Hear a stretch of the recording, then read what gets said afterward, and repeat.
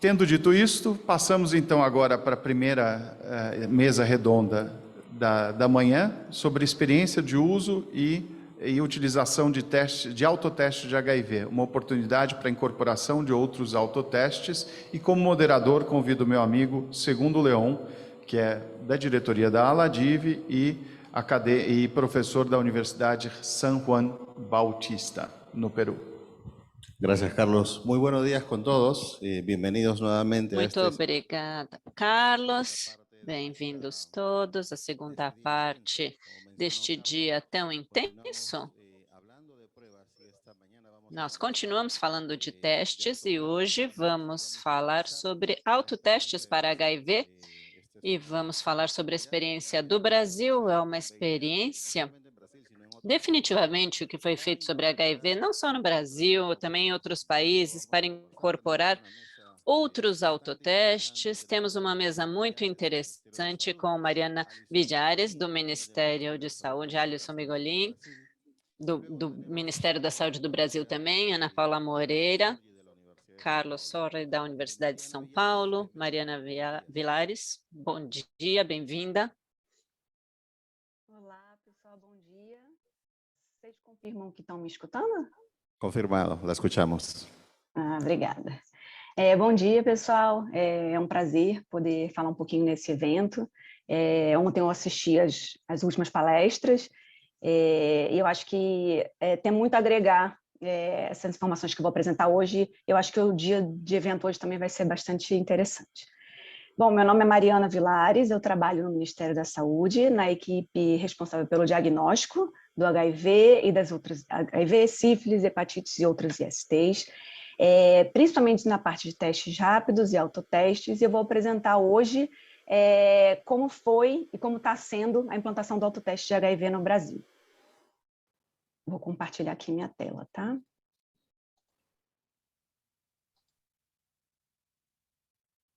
Já podemos ver sua pantalla.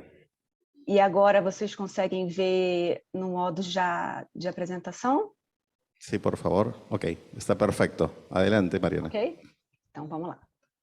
Sim, está perfeito. Bem rápido nesse comecinho, porque ontem o José, inclusive, já falou um pouco sobre isso, mas é só para contextualizar, né? Essa aqui é a nossa cascata. Eu acho que a gente foca primeiro na barra dos diagnosticados, né? Então, a gente tinha, em 2012, 69% das pessoas vivendo com HIV diagnosticadas, e em 2020 a gente já tem 88%. E certamente esse crescimento rápido, né, se deve à utilização do teste rápido, que foi implantado um pouco antes de 2012, mas que entrou na atenção básica em 2012, e por isso essa aceleração. Mas ainda assim, quanto mais perto a gente está dos 100%, dos 90%, 95% dos 100%, mais difícil fica a gente conseguir chegar, na verdade, em quem falta, né? Nos 100%. Então, qual é o desafio? A gente conseguir alcançar essa população que ainda não foi alcançada. Então, eu trouxe rapidinho para vocês mais uma vez, porque o José também já apresentou isso ontem, mas só para contextualizar os dados de prevalência no Brasil, enquanto na população geral é 0,4%, em algumas outras populações é muito mais alto, né? Então, em gays e outros homens que fazem sexo com homens é 18,4%, mulheres trabalhadoras do sexo 5,3%, mulheres trans 16,9%, e a gente também tem uma população jovem que também precisa ser focada. Então, como a gente tem uma epidemia concentrada, a gente precisa de foco. E justamente a população mais vulnerável, que tem mais dificuldade de acessar os serviços de saúde, são as pessoas que precisam ser alcançadas. Então, a gente precisa dar acessibilidade para elas. E com isso, a gente começou a trabalhar com autoteste de HIV desde 2018. Qual que é a estratégia da distribuição do autoteste de HIV no Brasil? O objetivo é alcançar as pessoas não diagnosticadas, o foco são as populações chaves e as populações prioritárias que não são alcançadas pelos serviços de saúde, e a gente tem duas principais estratégias, que é a distribuição do autoteste fora dos serviços de saúde e a distribuição secundária para pares e parcerias. Tá? Que no lado aqui direito é só um exemplo de como que do preto a gente consegue chegar até o roxo fazendo essa distribuição secundária. Quais são as estratégias para a distribuição do autoteste de HIV no Brasil? A gente tem 3 estratégias.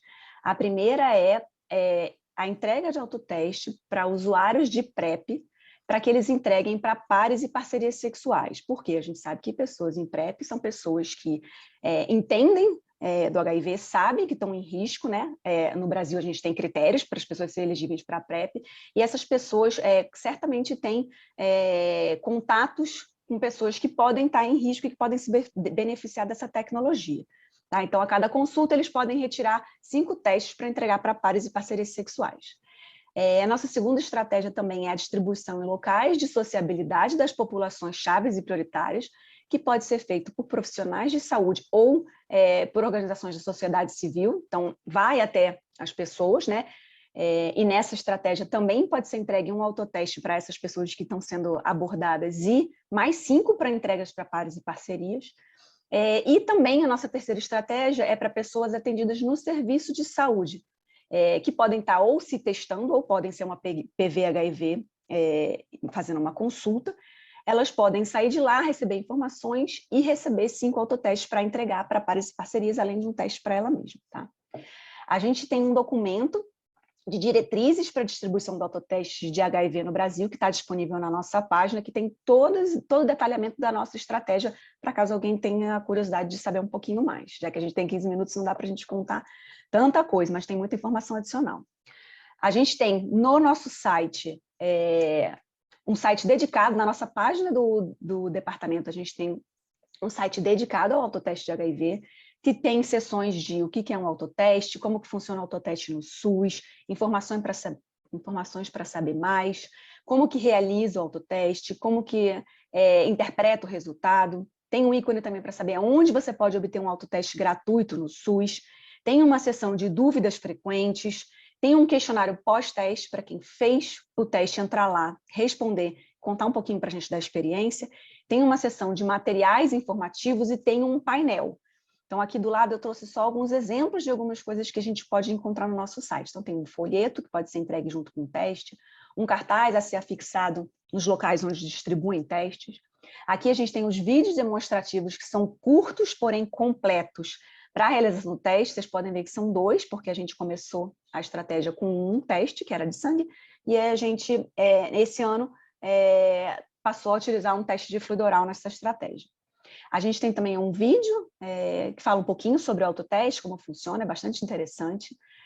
Um outro folheto e o painel interativo, que também tem várias informações, no final vou falar deles para vocês. E aí a gente, desde 2018, quando a gente começou essa estratégia, a gente está fazendo também um monitoramento, né? Porque ele vai auxiliar na tomada de decisões para a gente fazer ajustes na estratégia, se for necessário, e para atualizar as nossas políticas públicas. Como que é esse monitoramento? Para pessoas em PrEP, para pessoas vivendo com HIV que fazem uma consulta, o registro da retirada do autoteste ele é na ficha da consulta ou na ficha da retirada do medicamento. E para quem não está acompanhado pelo SUS, é o preenchimento de um formulário anônimo, com algumas informações sociodemográficas e sobre sexualidade, que faz a gente poder ter as informações que eu vou apresentar em seguida. Então, alguns resultados da implantação do autoteste de HIV no Brasil.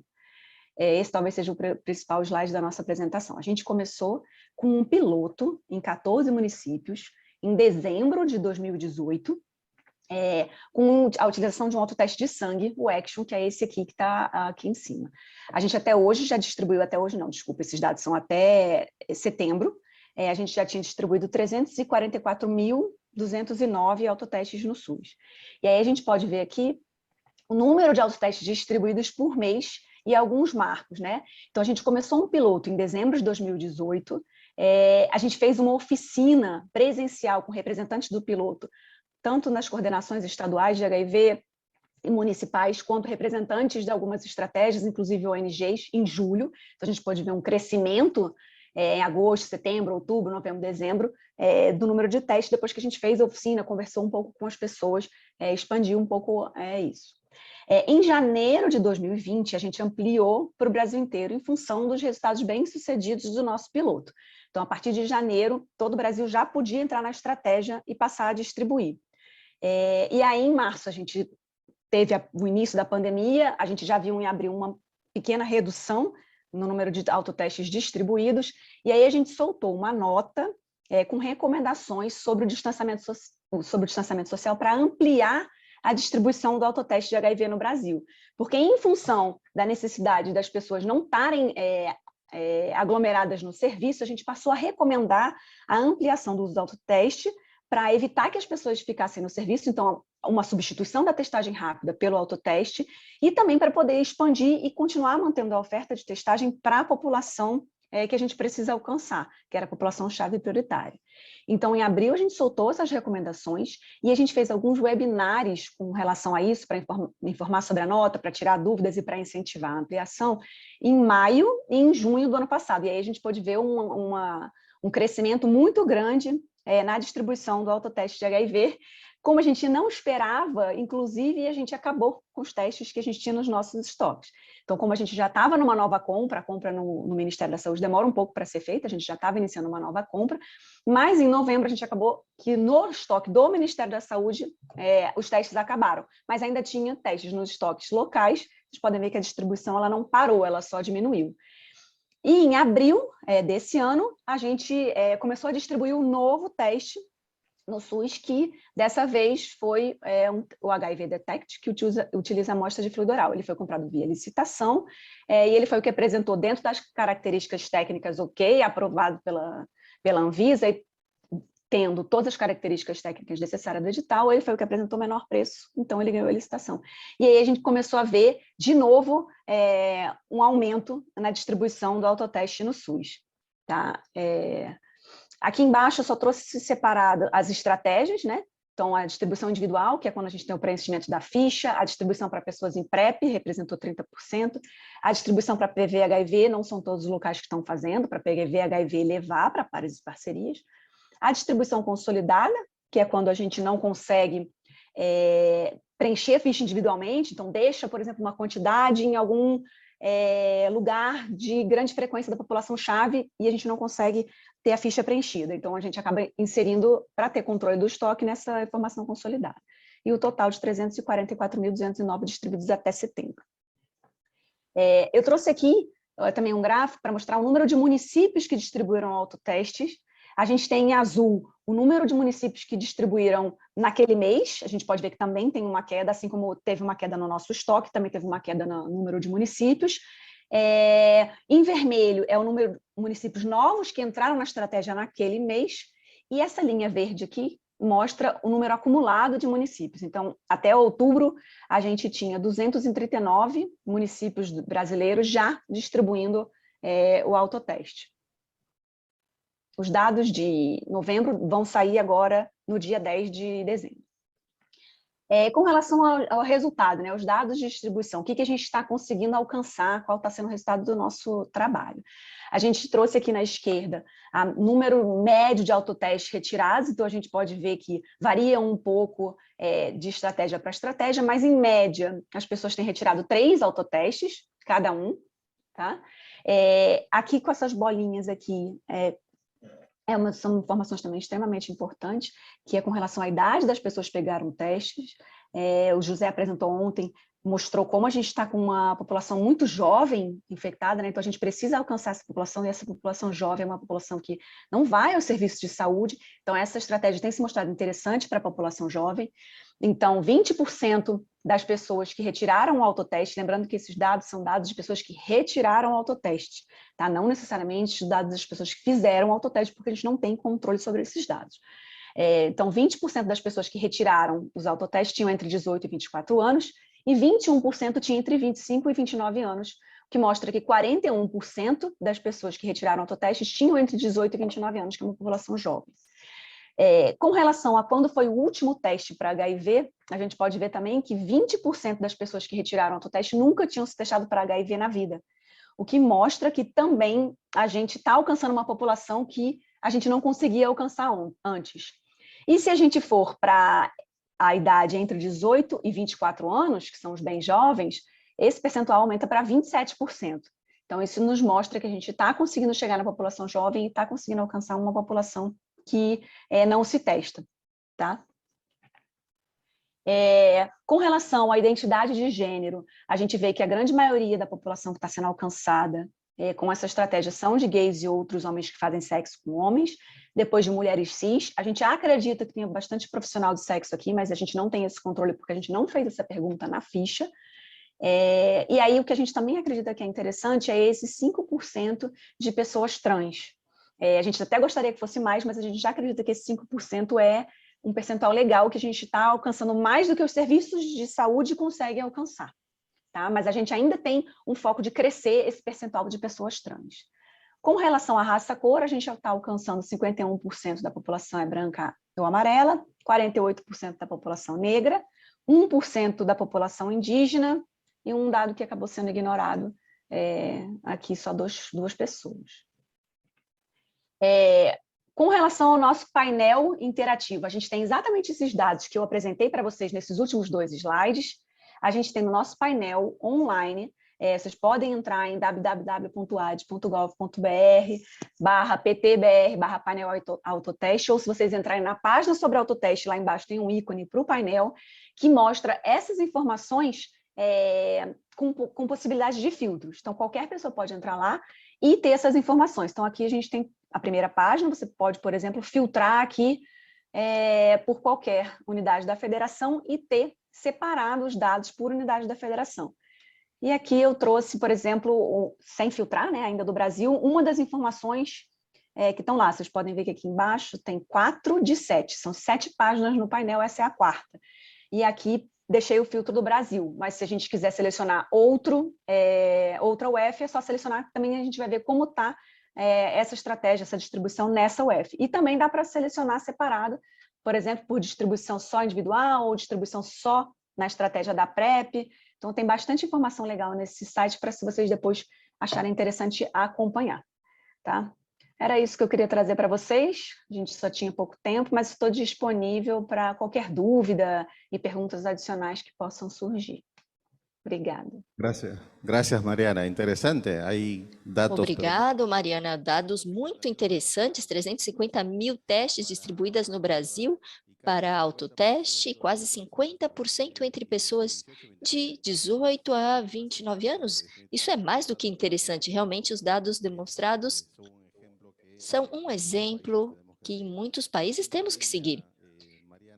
Bom, continue online, Mariana, porque em breve vamos ter algumas perguntas. Agora eu quero convidar o Alisson Bigolin, do Ministério da Saúde, que vai falar um pouco sobre a descentralização do diagnóstico. Alisson, bom dia, bem-vindo. Bom dia a todos. Vou compartilhar minha tela aqui e vou pedir que vocês me sinalizem quando estiver tudo ok. Vocês conseguem ver a tela cheia? Sí, te podemos escuchar, pero todavía no lo podemos ver. Sim, podemos te ouvir, mas não podemos ver. Inicialmente, eu gostaria de agradecer o convite, de fazer parte desse evento. Tem sido um evento muito produtivo desde ontem, essas discussões. As informações que eu trago aqui são alguns dados do Brasil e uma parte da apresentação é uma reflexão para a gente fazer aqui no grupo de para onde podemos avançar no contexto da descentralização do diagnóstico, principalmente com foco na autonomia do usuário, do indivíduo. Então, meu nome é Alisson Bigolin, eu faço parte também da equipe de diagnóstico do Departamento de Doenças Crônicas e Infecções Sexualmente Transmissíveis do Ministério da Saúde brasileiro, junto da Mariana. Eu tentei sistematizar aqui um pouco do que a gente já vem discutindo a respeito dessa descentralização do diagnóstico, os modelos que a gente tem. Então, no primeiro modelo, nós temos aqui o modelo baseado em teste laboratorial, onde nós precisamos que o indivíduo, saindo da sua residência, busque um serviço de saúde para ser atendido e, posteriormente, ele seja encaminhado, ou até mesmo a sua amostra encaminhada, para o laboratório para a realização desse diagnóstico. Depois, essa pessoa, então, retorna ao seu lar e aguarda a realização desse teste e depois buscar o seu resultado para seguir o seu cuidado. Então, a gente vê que aqui há um itinerário desse indivíduo pela rede de atenção à saúde.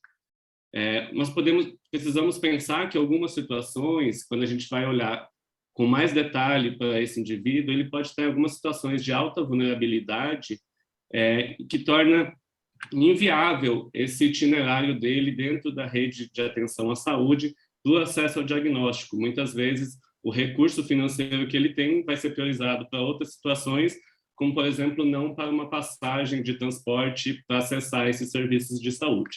O outro modelo, o modelo baseado nos testes rápidos, que já é um avanço nessa descentralização, onde o indivíduo vai ter acesso ao serviço de saúde e ali mesmo ele já consegue ter acesso ao diagnóstico. Mas, novamente, também o laboratório continua dando um apoio em algumas situações necessárias. Mas também, quando a gente vai olhar no detalhe desse indivíduo, quando formos pensar em trabalhadores do sexo, pessoas trans, muitas vezes, devido ao estigma e preconceito, não conseguem também acessar esse modelo de acesso. Então, precisamos de novos modelos de acesso ao diagnóstico, e aí vem o que a Mariana trouxe e que a gente tem trabalhado, que é o modelo do autoteste, onde os indivíduos que tiverem um teste não reagente, para aquele momento, ele está com a sua situação resolvida e não precisa buscar o serviço de saúde. No entanto, para aqueles que tiverem o teste reagente, vai precisar dessa vinculação ao serviço para a realização de testes complementares e também com o laboratório dando apoio. Então, mostrando as diferentes formas desse acesso ao diagnóstico e a possibilidade de descentralização dele. Um outro ponto que a gente pode refletir no processo de descentralização, quando o acesso ao diagnóstico é centrado no serviço de saúde, nós vamos ter diversos indivíduos precisando acessar a porta de entrada desse serviço de saúde, o mesmo serviço de saúde que, por diversos relatos, principalmente no Brasil, ouvimos da sobrecarga desses serviços, da sobrecarga desses profissionais. Então, novamente, a necessidade de descentralizar esse cuidado. Quando a gente pensa no modelo centrado na autonomia do indivíduo, nós vamos ter somente os indivíduos que necessitarem realmente da continuação desse cuidado acessando o serviço de saúde. Então, tendo uma diminuição dessa sobrecarga no serviço, dando maior agilidade em todo esse processo e centrado somente naqueles indivíduos que realmente precisam. O Brasil vem trabalhando nessa descentralização do diagnóstico há bastante tempo, e eu trago aqui alguns pontos de destaque em relação aos testes rápidos, que foi uma ferramenta que ajudaram a descentralizar esse diagnóstico no país, onde em 2001 começa a aparecer nas recomendações para a profilaxia da transmissão materno-infantil de HIV, o teste rápido para HIV em algumas situações específicas de emergência. Depois, em 2007, já no primeiro protocolo clínico e diretrizes terapêuticas de transmissão, para evitar a transmissão vertical da HIV e sífilis, começa a aparecer, então, o teste rápido como alternativa ao diagnóstico da sífilis.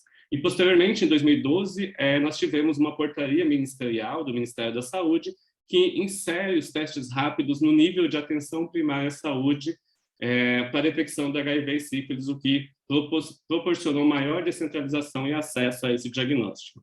Então, nós temos aqui algumas estratégias utilizadas no Brasil, como eu falei, o teste rápido no serviço de atenção primária. Nós temos também alguns projetos realizados por organizações da sociedade civil que realizam testagem de rastreio, onde dados de 2018 e 2019 mostraram que esses projetos chegaram a ter 1,4% de pessoas com testes reagentes, e 47% das pessoas nunca haviam se testado, mostrando, então, que o uso dessas organizações da sociedade civil também é uma forma de ampliar esse acesso ao diagnóstico. E como a Mariana mencionou, também a distribuição de autotestes para HIV no país. Aqui eu trago rapidamente alguns dados dessa descentralização, então nós podemos ver que desde 2012 houve um aumento nos testes distribuídos pelo Ministério da Saúde, uma leve queda aqui em 2019 e depois 2020, provavelmente impactado pela pandemia, mas já tendo um leve aumento em 2021. Esses dados são somente até setembro desse ano.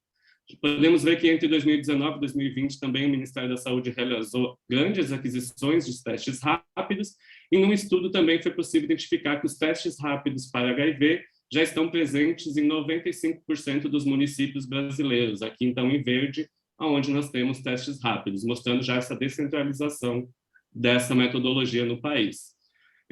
Mas quando a gente fala de descentralização, nós precisamos lembrar, como o José até mencionou ontem, da qualidade desses testes. Então, o Ministério da Saúde brasileiro trabalha com algumas ferramentas para garantir essa qualidade, onde há avaliações periódicas dos testes registrados no país, fomento de uma ferramenta para capacitação à distância, para a utilização desses testes, uma análise pelo Instituto Nacional de Controle de Qualidade em Saúde de todos os lotes dos testes que são adquiridos pelo Ministério da Saúde, o fornecimento de um programa de avaliação externa da qualidade para esses testes rápidos e também o monitoramento de possíveis intercorrências que podem ocorrer na rotina de uso dos testes fornecidos pelo Ministério da Saúde. Aqui, como vocês já viram nas apresentações da Mariana e do José, então a nossa cascata do cuidado contínuo e esse uso dos testes rápidos, com aquela descentralização em 2012 até 2020, nós tivemos justamente um avanço nesse diagnóstico. Então, a contribuição desses testes nesse sentido. Também, como a Mariana mostrou e o José, nós temos no Brasil uma prevalência maior em algumas populações, então, caracterizando uma epidemia concentrada, e precisamos de outras estratégias ainda, então, para chegar nessas pessoas. Então, o Ministério da Saúde publicou um guia rápido sobre testagem focalizada, para focar realmente nessas populações onde a epidemia está concentrada, e dentre uma das estratégias que está sendo trabalhada nesse guia é a testagem das parcerias sexuais das pessoas vivendo com HIV, ou index testing, conhecido mundialmente. Outra estratégia que o Ministério da Saúde tem iniciado, vamos ter uma exposição mais tarde pela Daniela, de estudos de validação e pretende se incorporar no próximo ano já os testes rápidos de detecção simultânea para HIV e sífilis, propiciando, então, quando se permite o acesso ao diagnóstico para um agravo, podemos detectar outro agravo para as populações mais vulneráveis. Então, também uma estratégia de ampliar o diagnóstico combinando a detecção simultânea em um único teste. Agora, quando a gente começa a pensar em outros agravos, como descentralizar esse diagnóstico, a Organização Mundial da Saúde publicou nesse ano, então, o guia com recomendações para a utilização do autoteste de hepatite C. Ele vem sendo ofertado como uma abordagem adicional aos serviços tradicionais de hepatite HCV. Ele é recomendado pela Organização Mundial de Saúde como uma recomendação forte, de evidência moderada. Então, o guia traz que esse autoteste de HCV pode ser uma opção conveniente para alcançar as pessoas que não costumam acessar os serviços de saúde e as estratégias já existentes e que preferem, então, o autocuidado, como eu mencionei lá no início da minha apresentação. Ele permite, então, incluir as populações mais vulneráveis para esse agravo e expandir o acesso das populações em geral em locais de alta prevalência. No entanto, essa implementação deve ser focada justamente em populações e regiões prioritárias que têm lacunas nessa cobertura de testagem.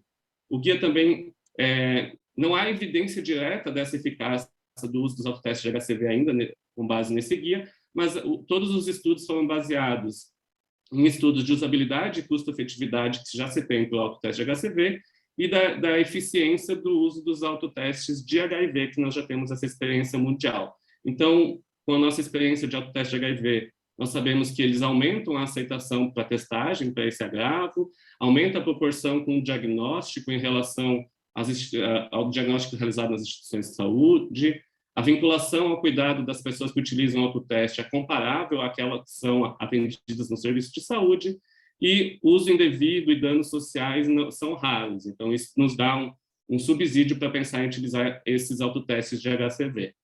Em relação ao custo-efetividade, à usabilidade, muitas pessoas desejam e se mostram capazes de realizar esse autoteste.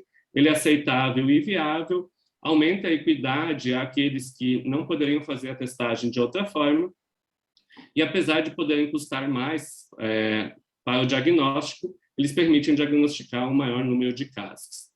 Então, o guia também traz todas as etapas para esse processo de implantação dos autotestes de HCV nos países. Eu diria que o Brasil ainda está nessa primeira etapa de planejamento estratégico, então, revisando os dados, identificando as lacunas e qual a estratégia de possível incorporação dos autotestes de HCV no território.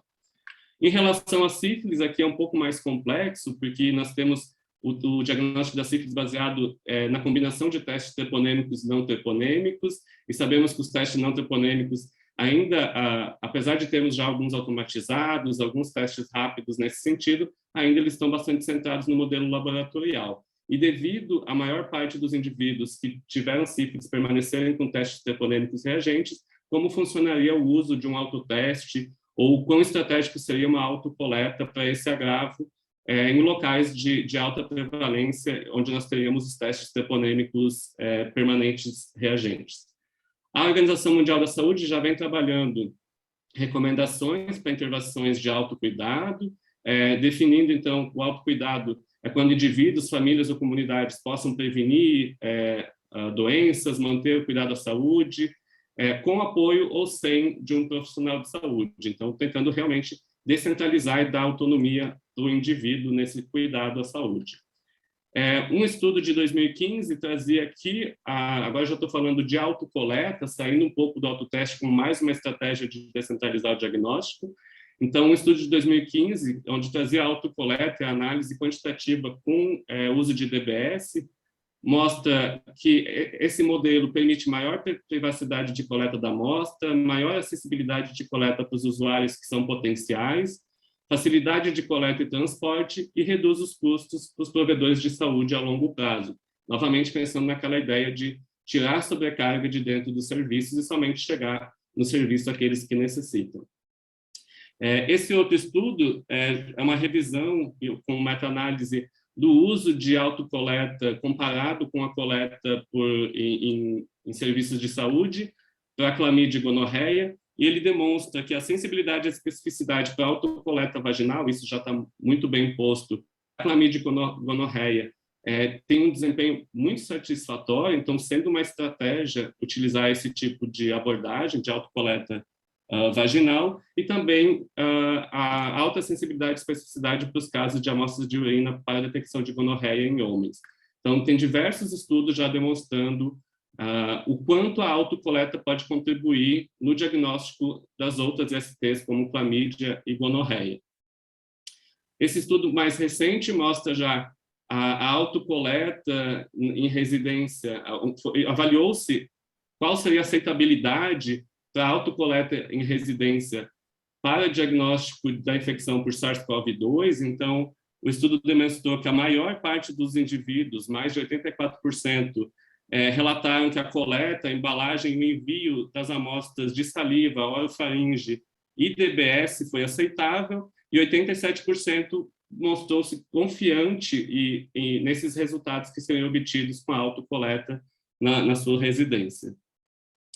Um outro estudo traz que os riscos potenciais que a gente teria na utilização dessas autocoletas seria a baixa taxa de retorno dessas amostras, né, para os laboratórios, o acompanhamento incerto, se essas pessoas depois buscariam os serviços, seriam vinculadas, possibilidade de uso desnecessário, gerando possíveis resultados falsos, uso incorreto, falta de compreensão dos períodos de janela imunológica, nos casos que se aplica, e falta de geração dos dados de vigilância. Então, aqui, o estudo também traz aqueles modelos que eu mencionei. Então, nós podemos ter um autoteste ou uma autocoleta, onde o laboratório envia o kit de coleta e essa pessoa depois devolve ao laboratório esse insumo para análise. Então, aqui, como eu trouxe lá no início da minha apresentação, os diferentes modelos, o estudo traz benefícios e desvantagens de cada um deles, mas todos eles nós temos aqui como a gente vai garantir que essas pessoas sejam vinculadas aos serviços e também que a gente está chegando nas pessoas que realmente precisam. Talvez o teste rápido seja o que facilite maior vinculação, porque ele está sendo ofertado já no momento do atendimento. Aqui é um exemplo apenas da utilização de autocoleta no Reino Unido, onde essa instituição sem fins lucrativos permite que os indivíduos entrem no site e, com base na sua idade e na sua localização, são ofertados diferentes tipos de autocuidado, que são enviados, por exemplo, testes por correio, e a pessoa, sem custos, a pessoa realiza essa coleta e devolve ao laboratório. Alguns desafios para a implantação da autocoleta termos instrutivos eficientes para a orientação dos indivíduos de uma coleta satisfatória, validação dos ensaios para esse tipo de coleta, avaliação dos modais logísticos para implantar isso e a devolutiva satisfatória dos resultados, como isso se dá e como garantir que a pessoa tenha acompanhamento. O último slide, já trazendo cenas dos próximos futuros, o uso, por exemplo, de um modal logístico do drone, que é uma ferramenta muito recente de transporte, para a realização desse transporte de amostras. Obviamente que esse modelo está em testes no Brasil, está principalmente focado no transporte de centros de coleta para o laboratório. Nós podemos pensar num futuro não tão longo de uma possível abordagem por telemedicina, envio das amostras por correio para autocoleta e depois fazer esse transporte até o laboratório por meio de drones. Era isso que eu tinha para a gente refletir um pouco sobre autotestes e autocoletas no processo de descentralização da testagem. Obrigado. Muchas gracias, Alison. Nuevamente, datos importantes. Muito obrigado, Alisson. Dados muito importantes. O Alisson nos mostrou como foram descentralizados os testes rápidos no Brasil, mas também o uso das referências acadêmicas, guias da OMS para hepatite C e muito sobre HIV. Muito obrigado novamente. Temos agora Ana Paula Moreira Fernandes e Paulo Zorg, que nos acompanha agora aqui e vão nos contar sobre o estudo plural. Bom dia. Bom dia a todos, me ouvem? Perfecto. Parabenizo a organização e agradeço o convite para participar deste evento. Eu sou a professora Ana Paula Moraes Fernandes, da Universidade de São Paulo. Estamos conduzindo o estudo plural, com fomento pela Universidade de São Paulo, que aborda mecanismos imunológicos, especificamente marcadores inflamatórios de ISTs, HIV/AIDS e COVID, incluindo estudos da usabilidade do autoteste de antígeno para o SARS-CoV-2 em pessoas trans, profissionais do sexo e do entretenimento futuro. O professor Carlos Sorges está presente aí no evento e vai apresentar as condições do nosso estudo. E aí eu vou seguir também à disposição para maiores informações.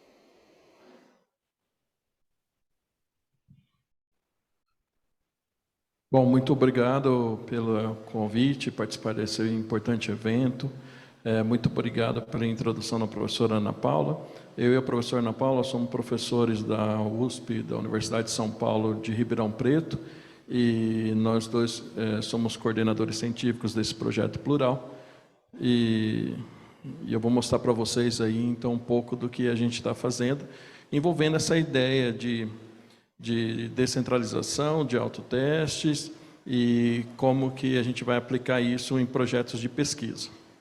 Bom, o estudo plural é um estudo recente, ele foi feito em colaboração com outras instituições, como, por exemplo, o Instituto Adolfo Lutz, em São Paulo, o CRT, de DST-AIDS, também de São Paulo, a ONG Barong, né, que já tem uma larga experiência em atendimento de pessoas vulneráveis, em situações de trabalho de trabalhadores do sexo e também situações de rua, né? E a James Sur, que está trabalhando com a gente na parte de autotestes de Covid-19. Bom, para contextualizar nosso trabalho, a gente já vinha trabalhando com com Covid-19 e mostrando um pouco de alguns biomarcadores na patologia da Covid-19 numa população cis, né? E nós tínhamos, então, alguns aspectos importantes que foram sendo desvendados no último ano, né? Principalmente como que acontecia o desenvolvimento da Covid-19 e como a patologia estava inferindo nos casos mais graves, né? Então, a gente já sabia que após a infecção, né, pelas vias aéreas, então o vírus ele se replicava nos alvéolos pulmonares, e aí começava, então, todo um processo inflamatório, né? E esse processo inflamatório, no início, é normal para uma infecção viral, mas depois esse processo inflamatório começava a ficar exacerbado e levava ao dano tecidual, né? Então, essa exacerbação tinha muito a ver com a resposta imune do hospedeiro, do indivíduo que estava infectado, e levava a uma cascata de cytokine storm, que a gente chama, que é uma tempestade de citocinas inflamatórias, e também nós descobrimos nos nossos trabalhos que existiam outros mediadores inflamatórios envolvidos que estavam sendo produzidos em grande quantidade. Além disso, cascata de inflamação exacerbada que acontecia no pulmão e também depois disseminada em outros órgãos, levava a um processo de microtrombose, coagulação e extravasamento de líquido, né, no pulmão e assim por diante, e levava ao quadro de uma síndrome aguda, né, de respiratória aguda, de uma síndrome aguda de respiratória, que é típico dos pacientes que ficavam na UTI, né. Então, aqui a gente demonstra todo esse processo de inflamação exacerbada no pulmão. Esse daqui é um review que o nosso grupo publicou. E aí mostra exatamente esse infiltrado de células que acontece no alvéolos, de acordo com essa inflamação. E nós temos, então, uma formação de trombos, nós temos mortes celulares, e essas mortes celulares, então, derrama no pulmão maior quantidade de produtos chamados DAMPs, que pode exacerbar também a inflamação. Então, uma inflamação bem complexa, com vários autores ali do sistema imunológico, e todos eles cabem uma boa discussão e também um bom estudo do papel de cada um desses. Então, o que nós sabemos da parte clínica, né, é que nós temos alguns marcadores clássicos que foram vistos nas formas mais graves da Covid-19, por exemplo, dedímero, o aumento do nível de dedímero estava relacionado com o problema de coagulação, né, que estava tendo na Covid-19, principalmente microcoagulação nos trombos alveolares, né, formação de trombos nos alvéolos. Citocinas como IL-6, que é uma citocina inflamatória, também estava aumentada, IL-10, aumento de neutrófilos circulantes e diminuição de linfócitos circulantes, então isso também tem a ver com a resposta imunológica sistêmica. Então esses biomarcadores em conjunto, eles poderiam mostrar se o paciente estava evoluindo para um quadro pior ou se aquela terapia que estava sendo usada com esse paciente estava sendo efetiva, né? Então era o que nós tínhamos no momento. Só que depois a gente foi descobrindo que existiam outros marcadores importantes também que poderiam ajudar na decisão médica de tratamento do Covid-19, e esses biomarcadores poderiam ser tanto metabólicos como imunológicos. Então o que acontece na Covid, principalmente na primeira onda, né, que ainda nós não tínhamos as variantes, é que nós tínhamos uma escada de evolução, né, e que nem todos os pacientes chegavam ao óbito, né, a mortalidade da Covid perto de outras infecções virais ainda é baixa, em torno de 2%. O problema é o comprometimento de infecções, né, tem muitas pessoas que se infectam, então esse número fica grande de mortalidade perto dessa porcentagem, né? Mas nós tínhamos no começo ali 50% mais ou menos de pessoas que não tinham sintomas, eram assintomáticas, e depois ia dividindo essa população em sintomas, em fase, no espectro moderado, leve, crítico, e o que a gente chama de grave, né, que ele chegava ao óbito, né. E a nossa ideia era, então, por que acontecia esse espectro tão grande de doença, né, de sintomas dessas doenças? Porque tinham pessoas que eram assintomáticas e outras chegavam ao óbito, né? Qual era a diferença entre elas e qual era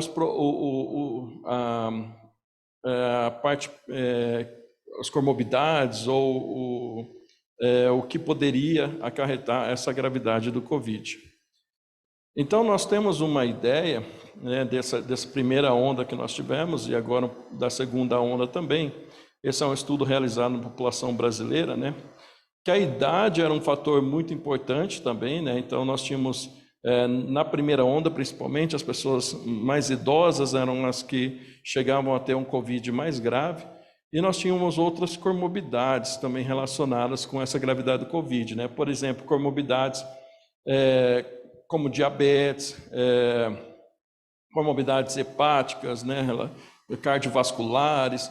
Então, nós tínhamos uma série de neurológicas também, respiratórias, né, e metabólicas, né, além da imunossupressão.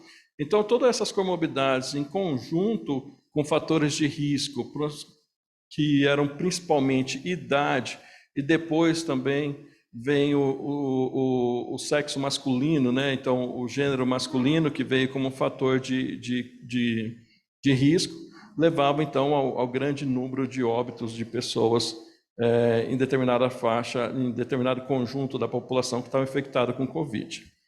Então, nossa pergunta para o estudo plural, baseado nesse background, né, que a gente já vem estudando há mais de um ano, né, a nossa pergunta para o estudo plural era: e as co-infecções, né? Como que as co-infecções poderiam colaborar para esse processo de risco do Covid-19? Então, principalmente as co-infecções sexualmente transmissíveis, né?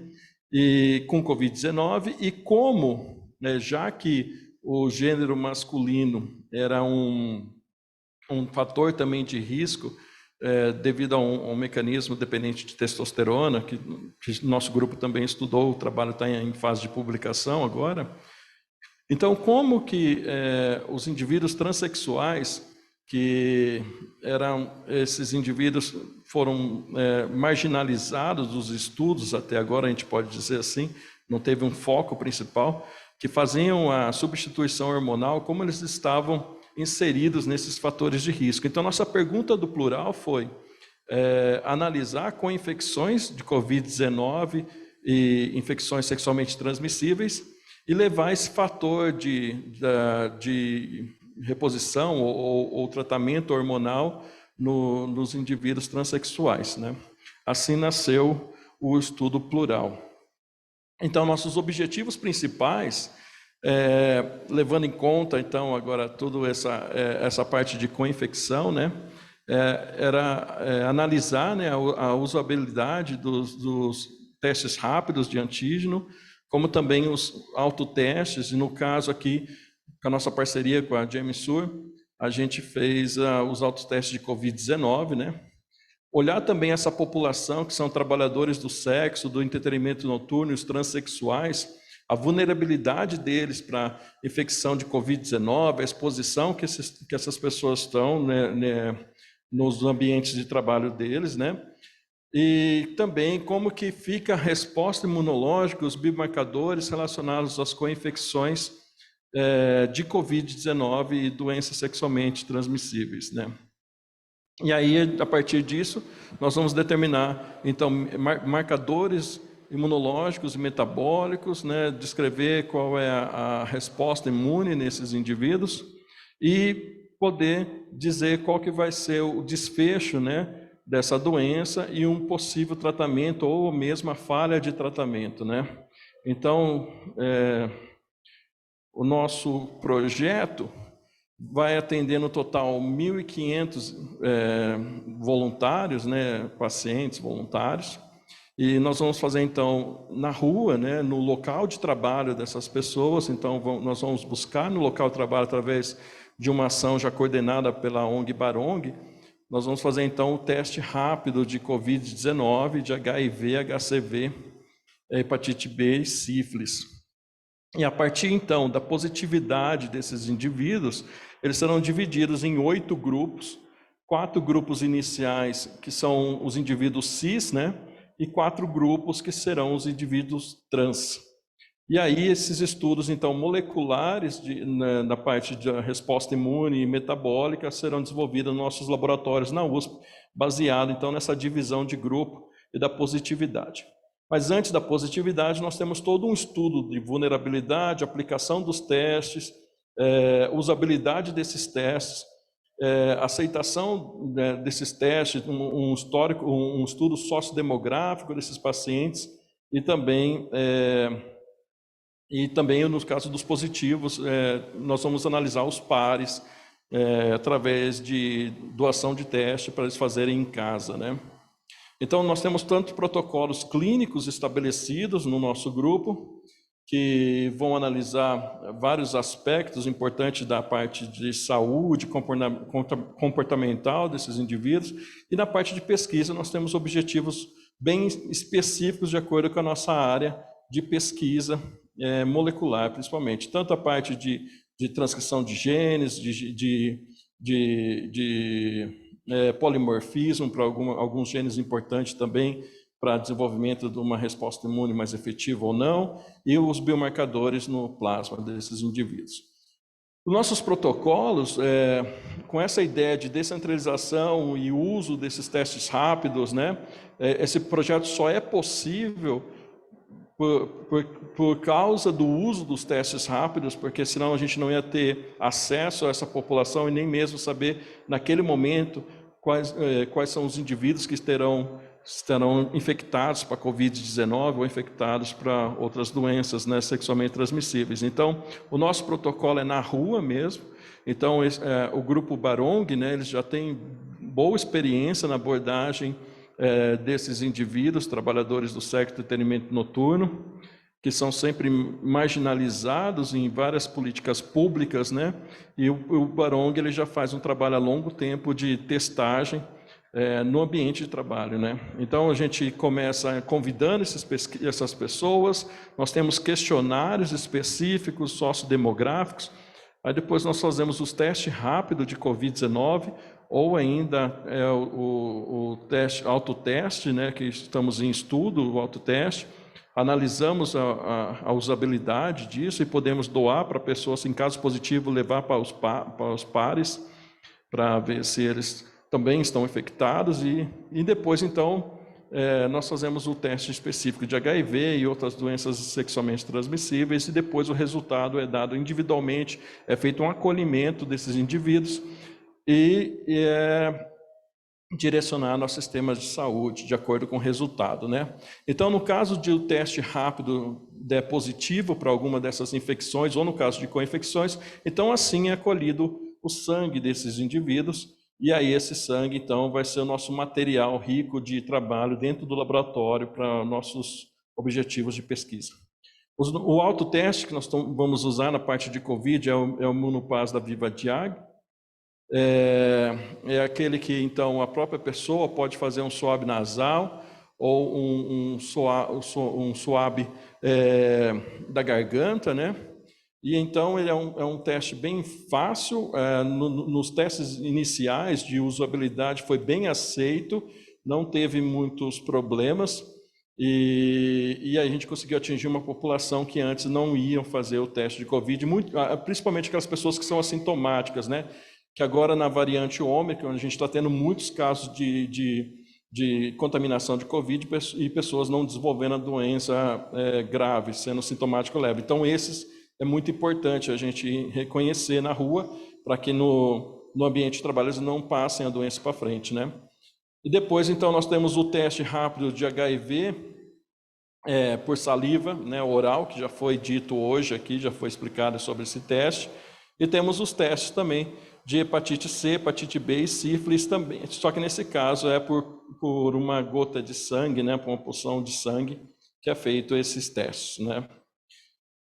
No nosso autoteste de Covid-19, que a gente está estudando junto com a equipe da GEMSUR, nós temos então um questionário específico de usabilidade, então é uma série de questões que a pessoa responde, e quando ela leva o teste para casa também, no caso positivo ela leva para os seus pares, então quando ela leva o teste para casa, ela também retorna depois com esse questionário, para a gente ter uma ideia geral da aceitação desses testes.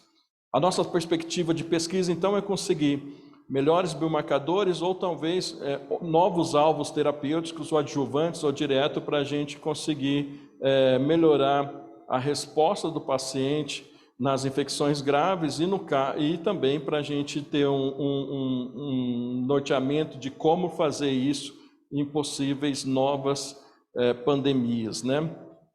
Então, eu gostaria de agradecer a oportunidade. O nosso time é bem grande, que envolve pessoas de várias instituições.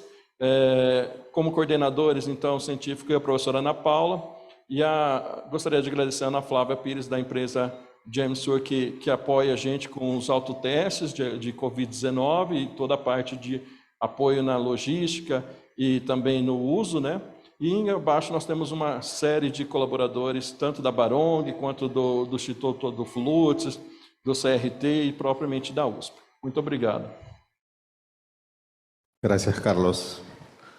Interessante. Obrigado, Carlos. Interessante a informação nesse resumo da fisiopatologia, imunologia da COVID-19 e do estudo plural para aproximar o teste de COVID das pessoas que têm doenças sexualmente transmissíveis. Temos algumas perguntas. Temos uma pergunta para a Mariana, enviada por Aline Venturini. Ela diz: na farmácia analisamos provas rápidas para HIV e sífilis, mas temos algumas dificuldades, como autorização da vigilância sanitária, e não temos padronização para a notificação dos casos positivos. Ela gostaria de saber se o sistema público também tem essa dificuldade. Mariana, por favor. Oi, pessoal. Oi, Aline, tudo bom? Bom dia. Aline, a gente no SUS, o teste de HIV e sífilis, ele ainda está em estudo. Então, a gente ainda não tem implantado o do HIV e sífilis no SUS. Então, a gente não tem como responder isso, a gente ainda não enfrenta isso. A Daniela vai fazer uma apresentação sobre isso, do projeto, mas, de qualquer forma, ainda não é SUS. Né? Então, a gente vai poder saber um pouquinho mais sobre isso, e como está o projeto inicial, mas a gente não tem isso no SUS ainda. Então, a gente não tem histórico, não tem como te dar um retorno sobre isso. Gracias, Mariana. Daniela viene en la siguiente ronda. Obrigada, Mariana. A Daniela vem na próxima mesa, então ela vai poder dar essa resposta para a gente. Alisson, há um prognóstico dessas pautas para descentralização, ou programa para ajudar os fabricantes na validação com amostras bem diversas para amostras de sangue seco e autoteste?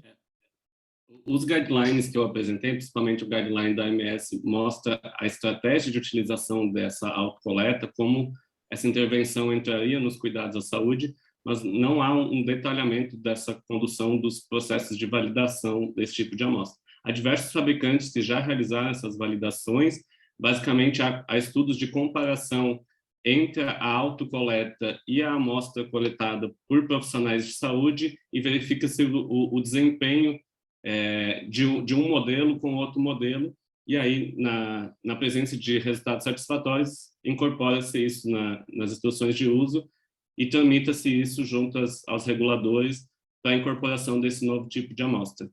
Mas não há um detalhamento nesse processo de validação. Gracias, Alison. Obrigado, Alisson. Temos também a Ana Paula. Ana Paula, como você vê o futuro do autoteste de COVID no âmbito da experiência que nós temos de autoteste para HIV e o que vocês aprenderam com esse estudo plural?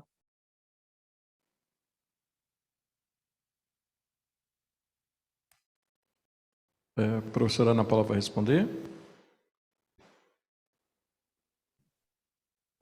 Eu acho que eu posso Puedes responder. empezar, Carlos, y Ana Paula de repente hacer el comentario posterior. Sim. Pode começar o Carlos, depois a Ana Paula faz outro comentário posterior. Ana Paula. Olá, pode repetir a pergunta, por favor? Sí, en el marco del estudio plural, Sim, no âmbito do estudo plural, vocês aprenderam um pouco, tem alguma experiência já com autoteste de COVID? E o que vocês acham, como será o autoteste de COVID no país, considerando já a experiência com autoteste de HIV? Sim, certamente o Brasil nós temos, né, grandes números de COVID, e este estudo é um estudo acadêmico conduzido por nós, pesquisadores da Universidade de São Paulo, certamente pode trazer informações e ajudar em estratégias para a redução, né, ou seja, para o melhor diagnóstico e a redução da transmissibilidade dessa infecção. Então, nós temos esse objetivo também para utilizar os autotestes, porque neste estudo nós estamos avaliando a usabilidade, né? Então temos aí um questionário com as pessoas que farão o autoteste, para a gente ver quais são as necessidades de ajustes, né? Para, de fato, poder utilizar o autoteste, né, para a detecção do antígeno de SARS-CoV-2 como uma ferramenta na estratégia de políticas públicas para a prevenção, né, desses agravos, em específico a Covid em nosso país. Só complementando, é muito importante a gente ter essa ideia do autoteste, e de como aplicar isso em políticas públicas, principalmente quando a gente tem esse desenho de estudo, porque a gente sabe que o vírus, o SARS-CoV-2, ele não vai embora de uma hora para outra, ele está no planeta Terra e vai continuar. Então, a melhor política é sempre as pessoas testarem quando estão desconfiadas, ainda mais quando a gente está voltando para um processo de normalidade, de socialização.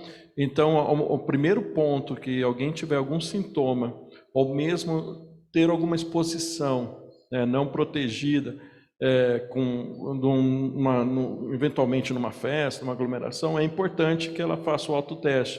Então, eu acho que isso vai ser disseminado e nos próximos anos essa política tem que ser estabelecida e tem que virar uma rotina da gente, para a gente ter uma nova qualidade de vida e voltar à normalidade. Perfeito. Muchas gracias. Perfeito, muito obrigado ao grupo que me acompanhou esta manhã, obrigado a Mariana, do Ministério da Saúde, a Alisson também, do Ministério da Saúde, Ana Paula, muito obrigado por estar conosco, e Carlos também.